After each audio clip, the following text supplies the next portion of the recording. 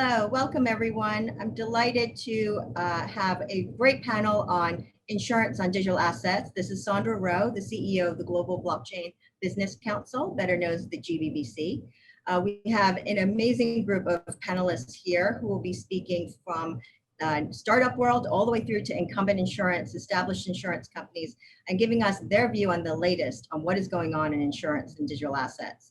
Before we do that, I just want to take us back a couple years when I was the head of digitization at CME Group, and we actually had an issue around getting insurance on digital assets.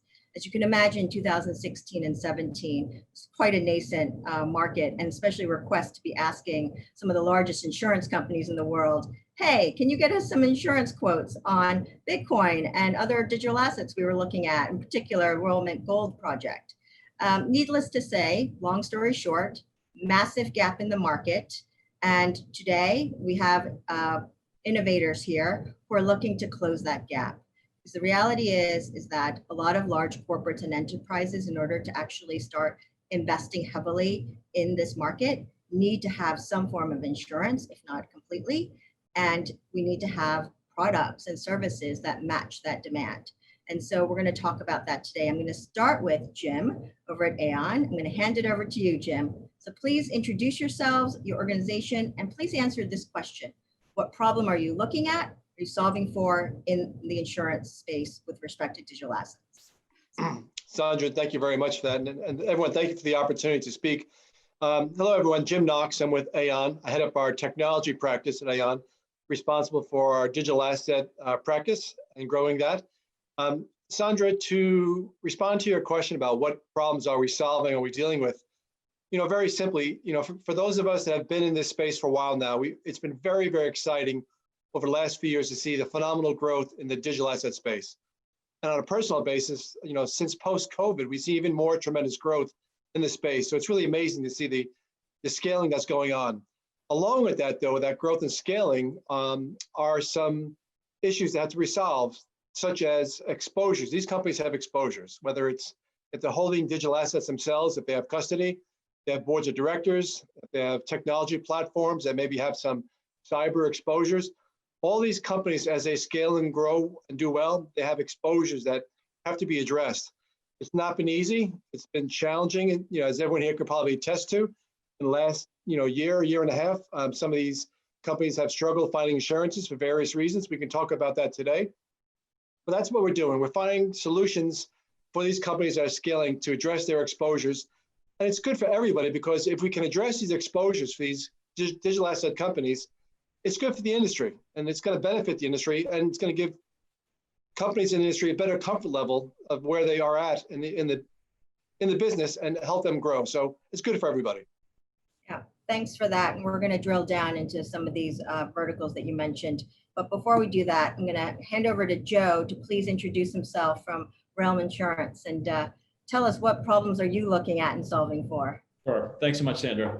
Yeah, so Realm, licensed by the BMA in late 2019, our whole proposition is to bring informed and reliable capacity to the crypto and blockchain space. And in that regard, our focus very much is on professional lines type coverages, including directors and officers liability, professional liability, cyber, and crime, contemplating non-traditional crime, which of course includes storage of digital assets on a hot storage, cold storage, and a multi-party computational basis. And so we've really been very active but selective in evaluating companies from Australia to Canada, whether they're in early stage, pre-revenue, or later stage with historical operations. Our whole objective is to find the capacity that we're putting out in the marketplace.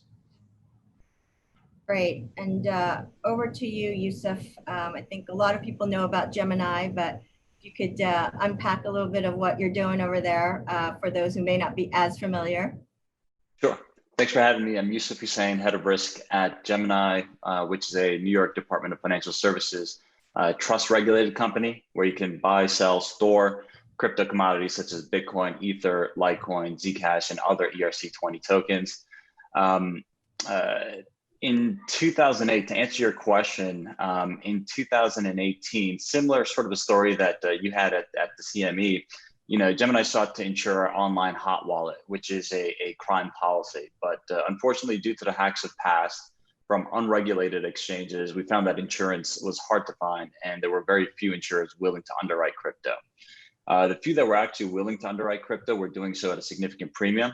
And like any responsible financial institution, we thought of ways to reduce our insurance spend. Reducing our insurance spend also has a net positive downstream impact to trading and customer fees for our customers. As such, we created our captive insurer, Nakamoto, in Bermuda. We launched in early 2020 to provide additional insurance capacity. With the pandemic, with other catastrophic events, we've seen both the growth of the insurance markets, but also the hardening of the insurance markets. And as the market hardens, we see the same characteristics in insurance that we saw in 2018, with insurers pulling out, premiums further increasing. But this only means opportunities for the expansion of coverage for us beyond Gemini. Fantastic. And Raymond, over to you. I actually know what problem you're solving for, but please tell the audience what is Evertas doing and some of your services and offerings. Thank you, Sandra, and thank you to the summit and everyone for being on the call today and the opportunity to speak. The problem we're solving is very similar to the ones mentioned, which is we would argue a very significant market dislocation that's present in the market today. And by that, I mean, as James, Joe, and Yusuf have mentioned, there is demand. There is demand for these coverages, for the management of risk, and for the risk transfer for a lot of these services and coverages being offered. The problem, as everyone on this call will recognize, is the one of supply or capacity. It's very constrained, if not, it's contracting. I know we'll talk more about this later on in the call. And the way we've been solving this problem over the last 3 years is through underwriting and capacity. Underwriting, which is really our focus, we've been focusing on it for 3 years now, is to assess this risk, this very complex risk, efficiently, reliably, and we would argue repeatably.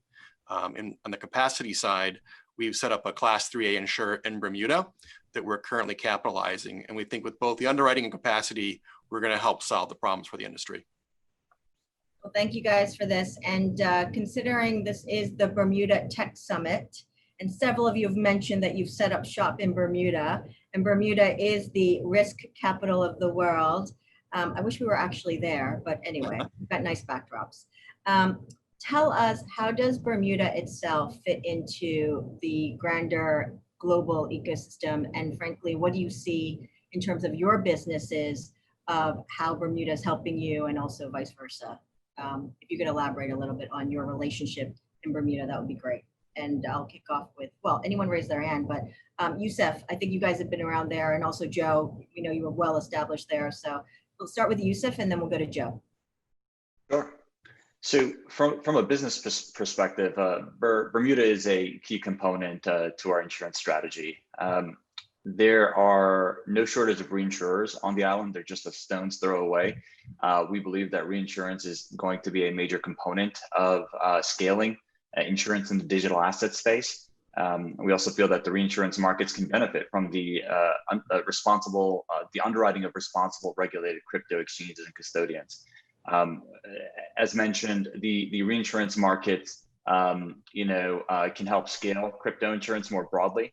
And similar to commercial insurance markets that required in early 2016 to 18, education and understanding of crypto. What is crypto? How do you responsibly underwrite crypto? We're finding that those are the same sorts of conversations that we're having in the reinsurance market. So once again, significant opportunity for the reinsurance space. From a regulatory perspective, we found that the Bermuda Monetary Authority continues to collaborate with us on responsibly innovating crypto insurance. Joe, any thoughts?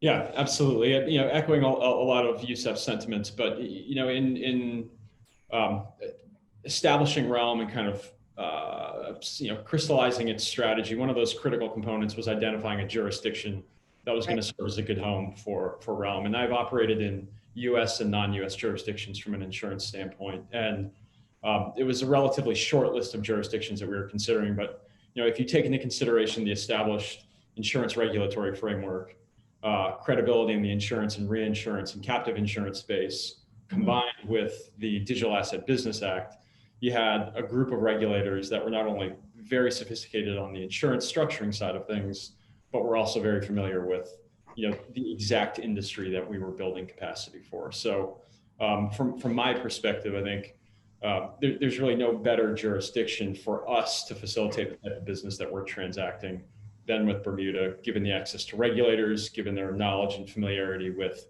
a lot of the challenges that digital asset businesses, both in Bermuda and outside of Bermuda, are facing right now. So it's been very productive and a great place for us to begin operations. And I can just echo that, the thoughts from Joe there, because what we've experienced was just this focus on innovation and a desire from the regulatory bodies to be supportive and to really help enable us to be successful has been incredible. Yeah, and Sandra, Jim here too. Just one note, I think, Bermuda has a great benefit in that they have a premier, David Burt, who is very, very forward thinking. As most of us here know, he's very technology advanced. He does want digital assets and that whole infrastructure to happen on the island in a big way. I've spoken to him about it. So I think Bermuda greatly benefits by a very forward-thinking Premier David Burt. And Agreed. Congratulations to Premier Burt for just getting reelected, I think, last week. So congrats to him for another term. Well done. Very yes, good. Absolutely. Sounds like we're all fans of Premier Burt. And it's true. He's been a world leader that has innovated, and frankly, it demonstrates just by seeing the number of institutions here decide to set up shop. And it was a short list, right? So there you are. Let's go back to some of the, we've laid out some of the problems that we've seen, obviously, about getting insurance in a nascent market, and there's lots of challenges. But let's put a little bit of a positive spin on it. In the last few years, what do you think has evolved, which leads you to think and view this as a real growth opportunity? And if you have a few suggestions for what else we need to do, that would be welcome as well. But just kind of lay out to us, what have you observed in the last few years that are markers to you that we're heading in the right direction? And I'm happy to, Jim, if you have a view Yeah, of sure. major insurer, that would be great. Yeah, Sandra, thanks. It's a great question. As several folks here have pointed out, the market's been in a flux. Capacity has been an issue. But saying that, there are companies out there, insurance companies, that do have the shoulders to take on the risk, meaning that you do have insurance companies who will take a deep dive on companies that have custody of digital assets. And they will see, the security implementations in place to ascertain whether or not they're going to offer them insurance. The same on the cyber side. So while you do have some insurance companies pulling back, but you do then have some insurance companies moving forward, and they are taking on the decision to get more involved in this space, take more risk, and learn more about it. That's what I'm observing. Good to hear. Yeah, what we're seeing, Sandra, is I would say maybe from a technology perspective, what we're seeing is and this also has a corollary into the insurance coverage world, is a move from sort of a cold hot paradigm, I would say, to recognition that custody is increasingly more warm in nature. I won't go into the nuances here, the differences, but as mentioned already, multi-party computing, threshold cryptography, these are clearly a shift going to be increasing going forward. From an insurance solution perspective, look at the people on the call. I would say specialized solutions like Realm, like Captives, Nakamoto, like Evertas, we believe. And I would say the nature of the risk is also continuing to advance very quickly. And it's been driving our effort to update our underwriting continually. In some ways, we would argue that it's this complexity of the risk is really outpacing the ability of even some underwriters to keep abreast of the risk in the market.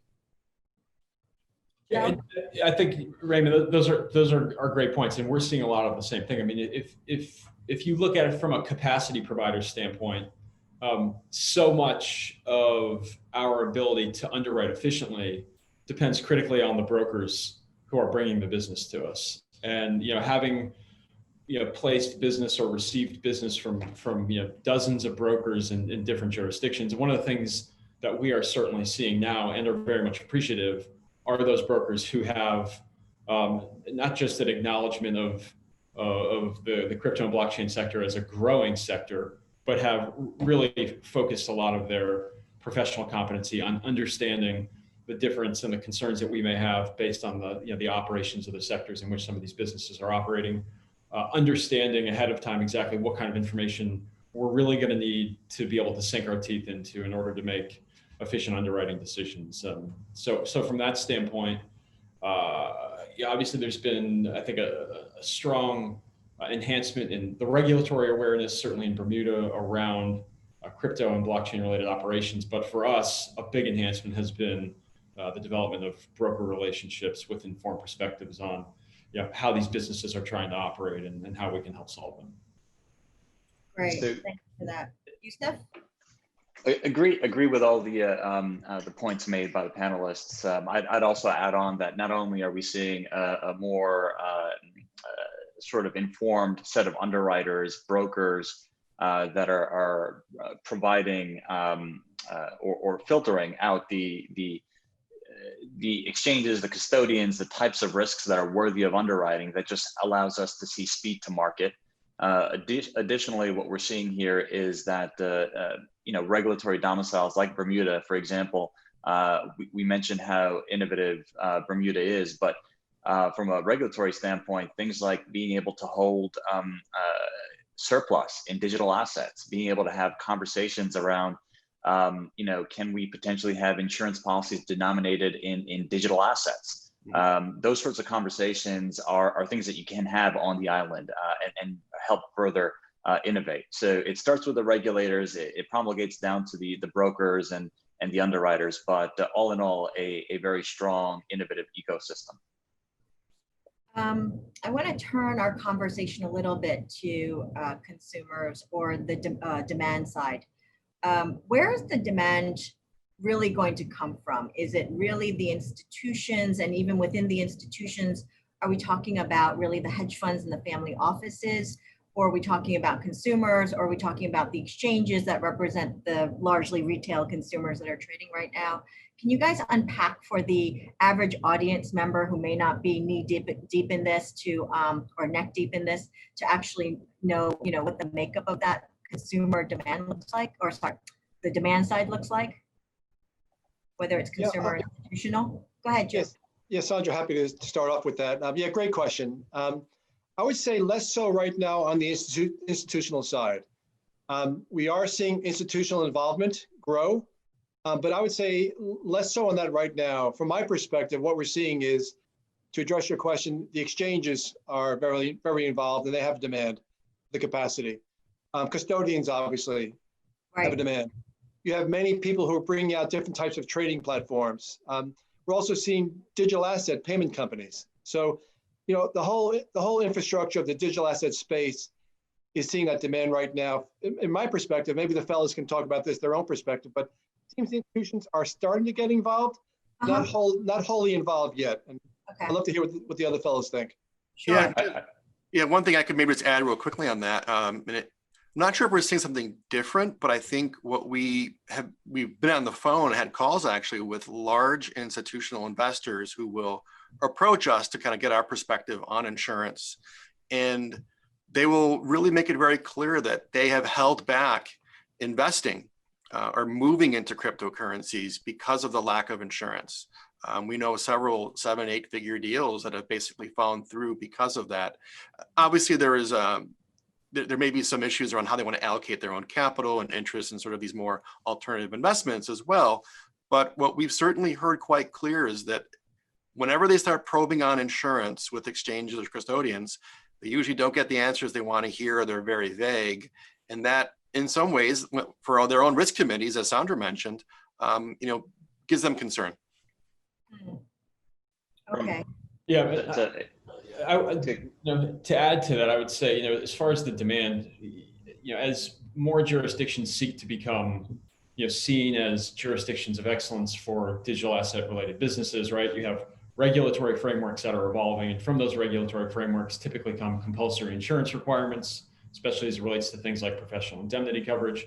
And so, what we're seeing is certainly a significant drive amongst the operators within the space to enhance their credibility, right? You can enhance your credibility by seeking regulation. You can enhance your credibility by bringing on credible board directors, right, who are typically going to require that these businesses have some form of insurance in place. So a lot of the demand that we've seen has really been driven by a need for directors and officers liability insurance, certainly professional indemnity insurance, and on the crime side for those businesses that are crypto touching in one way, shape, or form.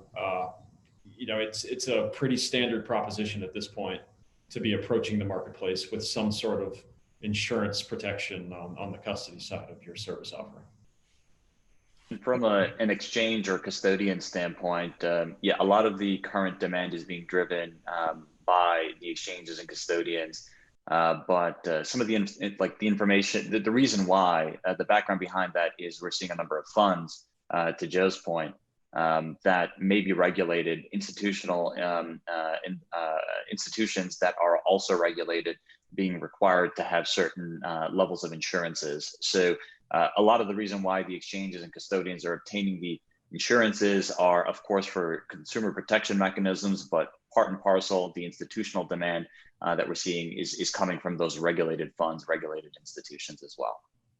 Yeah, I can follow up with Yusuf's point. We're working right now with a couple of companies that are trying to be regulated, approved in Wyoming to be digital asset banks, and they are being requested by the regulators. They want to see very specifically what insurance are you carrying and how much before they get approval. Right. So even the regulators now are taking a very deeper dive on this. Yeah, absolutely. And we're going to move to regulators now, since you guys have mentioned it several times over. I'm going to want to talk about the U.S. regulatory environment, but I actually want to throw you guys a bit of a curveball. I'm just kidding. It came up this morning in a conversation I was having at our post-trade distributed ledger group meeting around, and these represent a lot of the incumbent custodians, banks, and exchanges. And what came up was a topic all around the EU proposed legislation that's come out.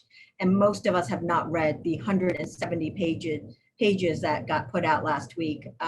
But in a nutshell, what's being proposed is requirement for insurance. And that's a major one that people think will be a problem, because there was a general view that there are just not enough capacity or availability of supply to meet that demand in the European market when that actually comes into force as legislation. Now, some people's view, it'll just get delayed. It'll be a requirement, but it'll just get delayed and delayed until the market catches up. But I'd love your view from an EU perspective. If this were to go down as land, law of the land, is that a good thing, number one? Number two, I would imagine the answer is yes, but number two, how would you go about dealing with the European Union and getting to a place where the market and the legislation can meet in a simpatico way? Happy to have anyone who wants to take on that mouthful. I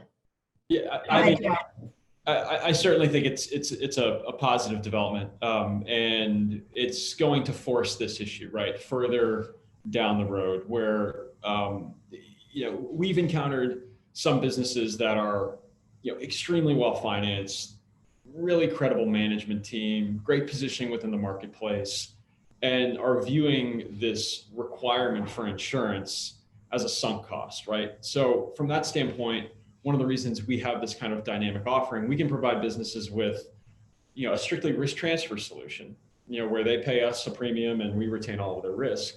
But if they're looking for a more sophisticated, evolved solution to some of these compulsory insurance requirements, to the extent that the exposure is large enough and there's a risk appetite, we can also kind of efficiently set these businesses up with a more evolved insurance solution where they have their own insurance or reinsurance captive facility. So I think it's going to continue to drive the conversation regarding awareness of these exposures. I think it's going to force more markets on the capacity side to be open to underwriting these exposures. But I think more broadly across the whole spectrum, it's going to make this topic of insurance for crypto more mainstream and less fringe, like I think it is still today to a certain extent. Yeah, I'll follow with some of Joe's comments. I think it's a win for everybody for several reasons. Obviously, for the insurance companies, it benefits them, obviously. But I think it gives a level of comfort to the industry that's really badly needed. Maybe to some degree, it takes out the counterparty risk. if everybody is now insured, almost like FDI insurance here in the States. Sure. So I think it's a win for everybody, frankly. Agreed. I think it's a signal to insurers that it's okay to insure this space. It's not, as Joe mentioned, it's not fringe. It becomes mainstream. And I think it's not unlike any other, in the US, state requirements for, or in EU, state requirements for insurance. If you're a business that's up and running, if you happen to be a crypto business that's up and running, this is yet another type of insurance that you should be prepared to provide. Yep. Great. Great. Well, it looks like everyone's going to be helping out the EU as they work out their, the actual legislation in place. It's going to take a while, but it is a major body of work. And, what's been made clear is that once this passes, every country in the EU will have to adhere to it. And anything that they've come up with on their own at the country level will be superseded by this legislation. So there we go. Let's talk about the US regulatory environment. It's a little bit more of a patchwork. Would anyone like to take on whether it matters or not from a global perspective, what the US does or says related to digital assets and particularly insurance? A lot of people would say, yes, it does matter. Any views? I think a lot of jurisdictions are closely watching what the US is saying or going to say. Yep. More broadly, you're seeing, yes, there is a patchwork, not insurance specific, but just digital asset. There is a lack of a consolidated regulatory framework. So that is the reason why you see a patchwork. You see some crypto exchanges and custodians getting money transmission licenses across a number of states. You see some of them getting trust licenses, some of them getting special purpose depository institution licenses. It's all over the place. And what you're seeing here is the OCC providing a proposal with the FinTech charter, them also providing the opportunity for crypto exchanges and custodians to get trust licenses at the federal level as opposed to at a state level. You're seeing some healthy competition from other regulators, such as the CFTC, which has proposed the bill that allows for a federal licensing framework for spot crypto exchanges. And then you're also seeing the Conference of State Banking Supervisors looking to address that patchwork of money transmission licenses across the different states, trying to consolidate that and rein that in to bring about more efficiencies. From an insurance standpoint, the patchwork reference is just as relevant. There is a state-by-state requirement. I think there is going to be a significant book of work if you're looking to make, if your distribution model includes distributing directly to US customers, there will be a significant level of education for US-based insurance regulators. Any other thoughts on that? I think there's still a lot of clarity and guidance coming out in the US that many eyes, I agree with you, are looking at in 2021, I think will be no different. Yeah, I think, just to add on to what Yusuf had stated, I mean, if you look at kind of the common denominator of this problem, if you will, or it's a lack of consistency. The SEC looks at crypto with their kind of own, loosely defined definition. The CFTC is clarifying with their own perspective. FinCEN has a perspective. The U.S. Treasury has a different perspective. Even, the Immigration and Custom Enforcement, ICE, is now having a perspective on exactly what crypto is or what crypto is not. And it's that lack of consistency right now that I think provides two forms of uncertainty from an operator's standpoint. It makes it difficult to confirm that you're operating in a compliant manner, regardless of how well-intentioned you are. And on the insurance side, right, it gives rise to one of the biggest exposures, which is regulatory fallout from your operations. And those are things we're kind of navigating on a daily basis. But I certainly think that U.S. is perceived as a standard-setting jurisdiction, and the quicker that we can come to conclusions on some of these more kind of foundational pieces, the better off I think we're going to be nationally and globally. Yeah, if I could just add quickly to that, to Joe, I think at least from what we're seeing is, as we talked about earlier, there's demand clearly, and I think with that there is a general sense of, or we're seeing this as an increasing maturity and professionalism in a lot of these entities. So they are looking at insurance as being needed and solving a real problem, as you've described, in the professional side. And some of this inconsistency, I think, is just really frustrating because they are trying to operate in a way that's professional, yet that clarity isn't there. So I think to any extent where there can be more clarity, I think it will ultimately help solve the market problem. Yeah, but I just to point back to you guys, standards is something that's come up a lot, but is it really standards on insurance, on digital assets? It's really, I think, standards at a more base fundamental level, right? Where you don't even have taxonomy that we all agree on and classifications that we all agree on within even the US and then beyond. Any views on that? Like, what do we need? Yeah, I completely agree. I mean, the idea of standardization within the insurance space right now, or the limited capacity providers on the crypto side is, I think we're a ways off from that. But to your point, I mean, just the idea of having unified terminology or, ISO standards, which I know are in the works around certain things like custodial architecture and privacy and security of user data, the ever-present concern around standards of AML, KYC, KYT policies and procedures that need to be in place. I mean, these are these foundational standards, if you will, that all of these operators, that we're underwriting, they want to be able to check these boxes meaningfully and implement them and operate and adhere to these policies and procedures. But until some of these things become more well-defined, it's a little bit of a moving target. So I certainly think that the standardization initiative is going to, is in the works now. Progress is being made, but it's got to happen at the operational level before we hope for some amount of standardization at the insurance level. And guys, to follow what Joe's saying, I agree with the standardization, but what it's really going to come down to in its very essence is what is each individual's insurance company? What's their risk appetite, right? What's their appetite for any particular given risk? And also, I just want to mention, Sandra, you mentioned about regulatory before. I firmly believe that the basic nature of digital assets itself is going to drive regulatory activity, meaning the following. Let's look at the DeFi market right now, right? Won't go into DeFi very heavily today, but it is growing so exponentially that it cannot be ignored. And at some point, the regulators are going to have to take a look at it and say, all right, what are we going to do with this? Yeah. So just the size and scale that the industry itself is going to drive a lot of activity.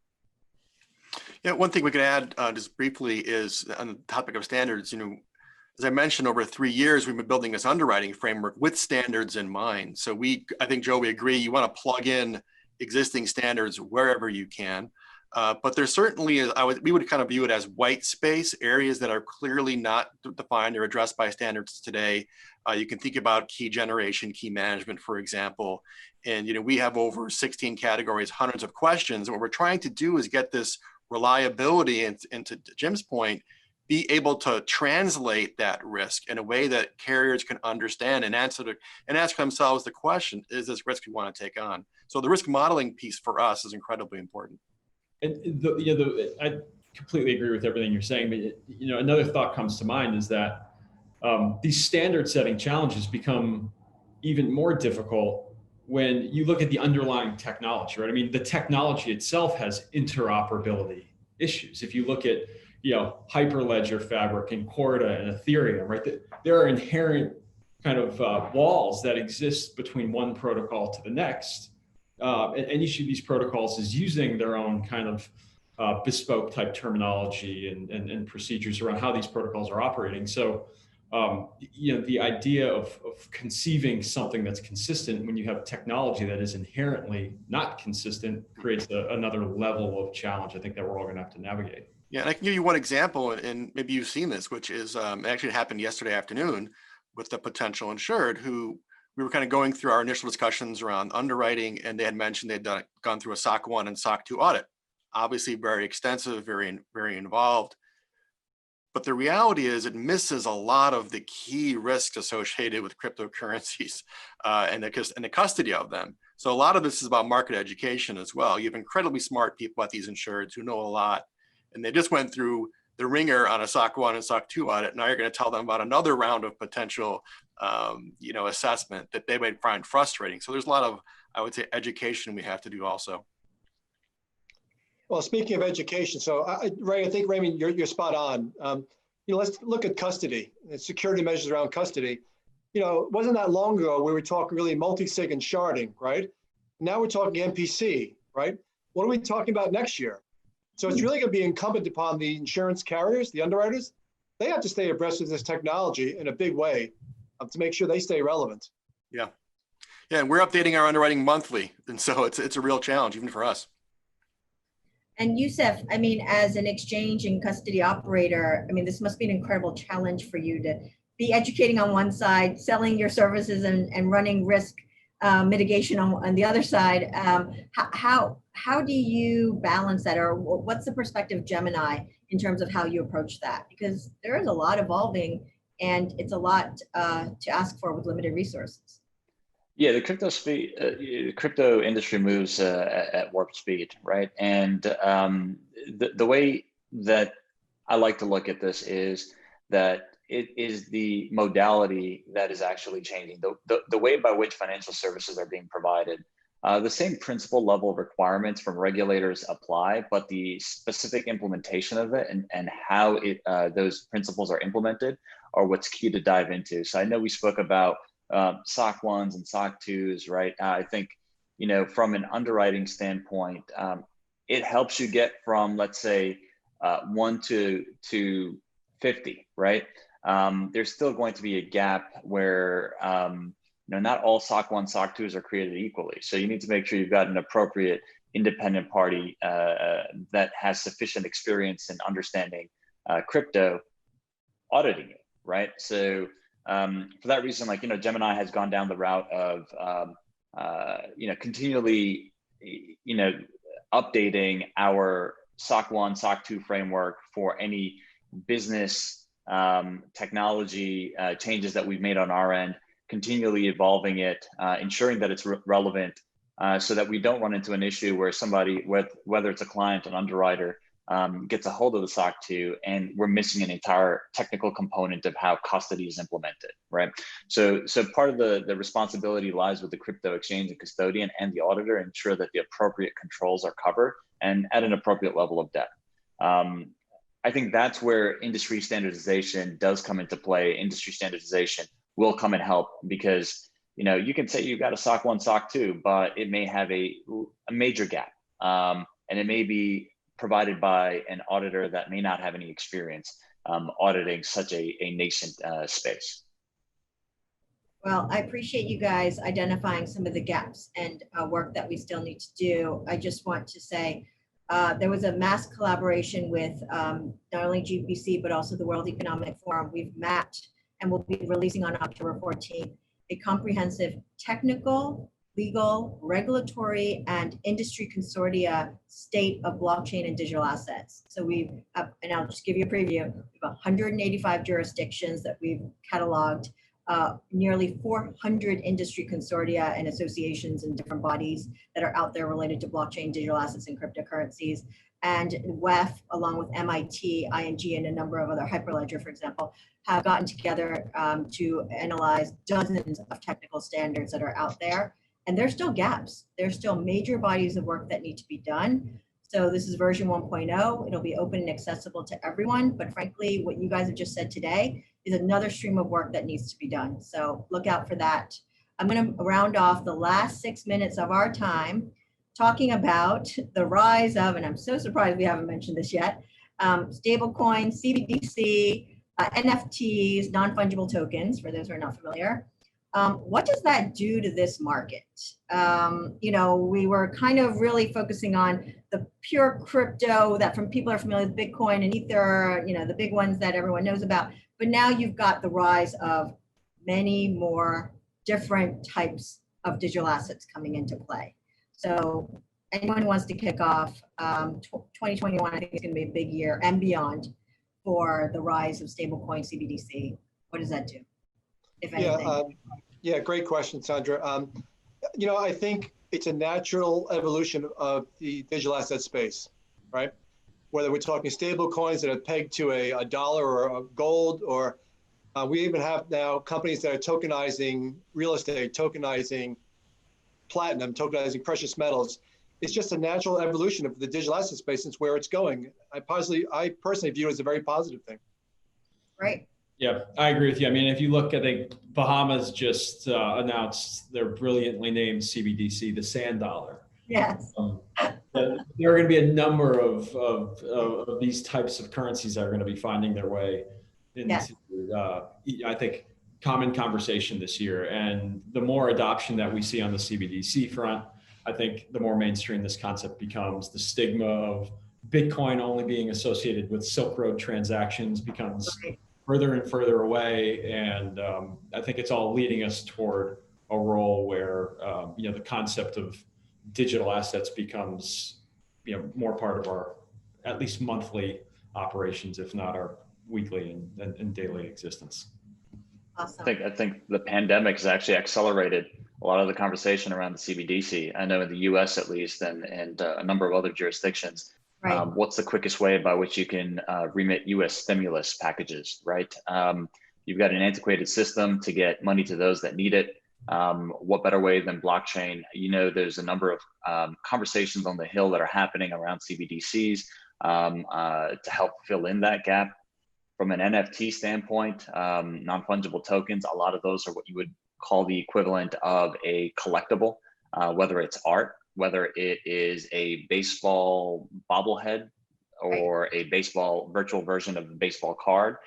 You're finding that in the traditional collectibles market and the art market, people do insure their fine arts. People do insure their baseball cards, and wouldn't be surprised to see people move in that direction as well in the digital space. Yeah, if I can just add, it really is an exciting time. These are incredibly innovative financial products and instruments, and I think from an insurance perspective, from an underwriting perspective, you're just thinking about some of the unique aspects we're talking about: off-chain matching with on-chain settlement, collateralization. All of these are going to present a lot of product challenges that we're really excited to start tackling. Awesome. Well, look, we have 3 minutes left. I'll give you 30 seconds to have any final thoughts on, Yusuf alluded to the pandemic accelerating these discussions. Has the pandemic in any way changed, do you think, the way this market, is it accelerating, deaccelerating? What are your views for the next year into 2021, if you have any at all? I'll start with, we'll work backwards. Raymond, off to you. What is your optimistic or not optimistic view? No, I think I have an optimistic view, Sandra. We actually commissioned some research on this topic as well, and just highlighting what we all said today, which is, insurance is going to be critical for this space moving forward. At a personal level, I think that the pandemic has sort of exacerbated perhaps some of the hardening we were seeing in the market, and I think it's posing a lot of the challenges we talked about today, forcing people like us on the call today to really think through underwriting, think through what the insurance products and services need to look like, so we can go to market with the right products and answer the call that James mentioned earlier that he's seeing in the market to make sure we are providing the best insurance coverages out there. So for me, exciting time to be in insurance, at the forefront of this amazing technology. Jim, over to you. Final words. Yeah, thanks for that, Sandra. Yeah, so echoing a bit of what Raymond said, I'm going to say, if I had a crystal ball, if you had to project a year from now, if we're having the same conversation, Yes. It's going to be a very different conversation, meaning that this industry is scaling so quickly in so many ways. Capacity is desperately needed, and there are people now solving that capacity issue. We have some people on the panel right here, if not everybody, addressing that capacity issue. The digital asset technology is changing drastically, right? The regulatory impact on this is going to change. So I guarantee you in so many ways, a year from now, we're going to have a very different conversation, but I think in a very positive way. I think the industry and this whole movement is going in the right direction. Fantastic. Yusuf, any final thoughts?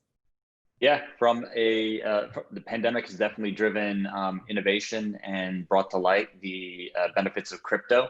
But as others have mentioned, it's from an insurance standpoint, it's further hardened the market, an already hardening market due to long tail losses, due to the increasing frequency of catastrophic losses like natural disasters, the wildfires, the hurricanes. But I think both together provide a significant opportunity for firms like ours and those on the call to further ground the stake in the future of insurance in the crypto space. Thank you. And Joe, bring us home. Yeah, I would say, to the question about has the pandemic, how has that impacted the space? Listen, I think it's been good for the space. Obviously, it's made it more difficult on finding insurance. Capacity has tightened, but from a general awareness standpoint, right? This whole topic of quantitative easing equaling inflation and investors seeking a hedge against inflation. I mean, look at Michael Saylor and MicroStrategy. I mean, every one of my crypto subreddits is referencing quotes from Michael Saylor over the last 2 or 3 weeks. I mean, $400 million of a business's cash has now been transitioned into crypto. And there are a number of other institutions that are now looking. So I think people have had a lot of time on their hands over the last 6 to 7 months. They've had an opportunity to explore some of these strategies. And I do believe that the idea of digital assets today is probably in a better position than it was pre-pandemic. Thank you, guys. Couldn't have had a better group to have this kind of deep dive discussion. Industry experts, and I agree, insurance is not going to be a side topic going forward. It will be a major topic to address related to digital assets. Thank you, Bermuda Tech Summit team and Premier Burt for this opportunity. And I hand it back over to the team. Thank you. Thank you all. Thanks, everybody. Hi, please meet our panel in the virtual networking lounge for a chat. Join us. Just one more time. Okay. Please meet our panel in the virtual networking lounge for a chat. Come join us.